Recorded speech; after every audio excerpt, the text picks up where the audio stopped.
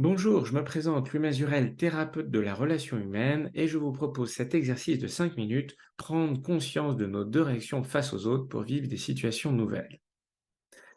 Souvent, quand mes clients arrivent en cabinet, ils se plaignent, ils disent subir des situations et s'apitoient.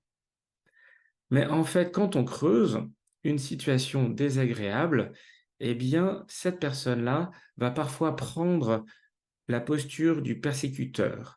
C'est quoi le persécuteur? Eh bien, c'est le mauvais parent à un moment donné qui n'a pas su accueillir l'enfant et donc qui a eu des réactions mal positionnées et l'enfant a subi. Et donc, aujourd'hui, cet enfant qui est devenu adulte, il reproduit cette posture du persécuteur, cette posture du mauvais parent face aux autres. Mais bien sûr, être un bourreau, un persécuteur, c'est désagréable pour les autres. Et donc, il va être rejeté et ça va le repositionner dans sa posture de victime.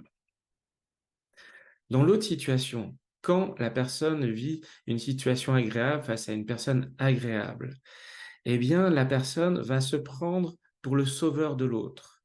Il va pas pouvoir s'empêcher d'aider. Il va le conseiller, le soutenir. Sauf que, en fait, ce sauveur est tout particulier. C'est celui que l'adulte aurait voulu vivre en tant qu'enfant face à son parent. Il pense que ce sont des stratégies qui sont utiles parce que c'est celles qu'il aurait voulu vivre. Sauf que, en face, l'autre n'a peut-être pas envie d'être sauvé. Il ne lui a pas demandé. Et en plus, il n'a pas envie de cette stratégie proposée. Donc, la personne qui arrive dans une bonne intention de sauver, selon sa pensée que c'est comme ça qu'il faut sauver les autres, eh bien, va être rejetée et va retomber dans sa posture de victime. Est-ce que cela vous parle? Eh bien, je vous propose, par l'écriture, de prendre conscience de cela pour vous. Pourquoi l'écriture? Parce que premièrement, ces pensées, ces réflexions, ces sensations corporelles et ces émotions vont pouvoir être sorties de vous. Deuxième point, ça va vous permettre d'être spectateur de ce que vous vivez, ce qui est moins douloureux, et en plus, ça va vous permettre d'analyser pour que, à force de voir cette répétition, vous puissiez trouver la solution la plus adaptée à vous. Donc, je vous propose de remplir ce support en 4 étapes. Nous allons les voir petit à petit. En allant voir d'abord le présent désagréable, puis le présent agréable, et enfin le passé désagréable subi pour se libérer et faire le futur créatif. Allons-y. Donc, tout d'abord, le présent désagréable. Rappelez-vous une situation désagréable vécue face à une personne désagréable où vous avez pris la posture du persécuteur.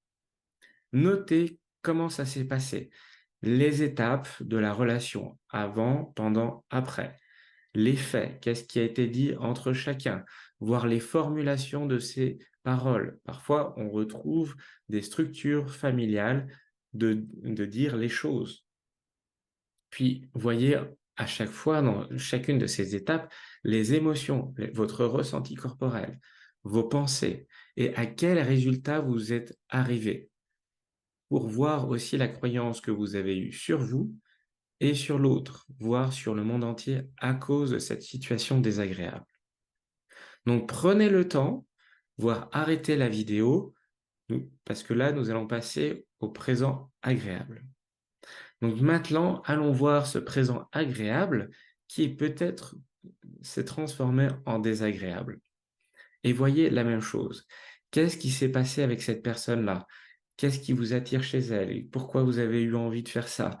Qu'est-ce qui vous a fait réagir? Qu'est-ce que vous avez ressenti dans le corps? Et pour quel résultat? Et sur quelle croyance sur vous et sur cette personne, voire sur le monde? Donc, arrêtez aussi la vidéo, notez tout ce qui vous vient et reprenez à la suite. Si vous ne voyez pas des redondances, notez plusieurs situations les unes après les autres et peut-être que là, la répétition apparaîtra. Maintenant que nous avons traité les deux présents, allons voir le passé désagréable subi. Allez chercher dans votre passé la première situation où ce mauvais parent a été désagréable avec vous. vous a peut-être rejeté, humilié ou dévalorisé, ou vous a fait subir beaucoup de jugements, ou peut-être n'était même pas là, était absent. Et pourtant, vous avez réfléchi, pensé, ressenti des choses sur vous et sur les autres. Notez cette situation, ce cas particulier. Et souvent, c'est traumatique parce que vous allez revenir à une situation comme si c'était il y a 1 heure ou hier.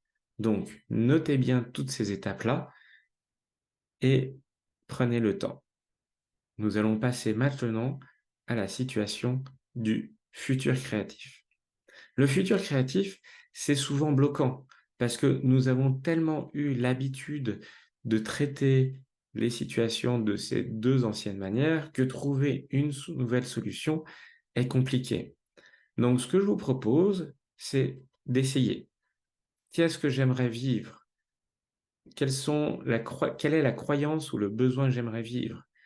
Si j'ai une croyance ou un besoin que j'aimerais vivre, quelle serait la situation idéale que je voudrais vivre avec moi ou avec les autres, très concrètement, pour arriver à quel résultat?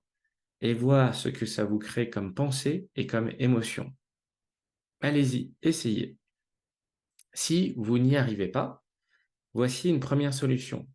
Prendre une situation désagréable du présent et rédiger l'opposé de ce présent ou de ce passé. Tiens, avec cette personne-là, j'ai subi ça, en fait, je voudrais vivre ça. Puis, offrez-vous ce que vous voudriez vivre aux autres. Prenez le temps de voir ce que vous faites vivre aux autres pour pouvoir vous l'offrir à vous. Alors, quelles ont été vos prises de conscience? Et quel plus petit pas allez-vous faire aujourd'hui? Trouvez une action de 3 minutes aujourd'hui à faire pour valider ce futur créatif que vous avez envie de vivre.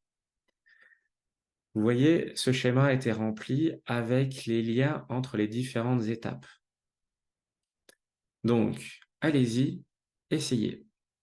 Merci pour votre intérêt. Voici d'autres liens si cela vous intéresse de vivre cela plus finement. Je vous souhaite une bonne journée.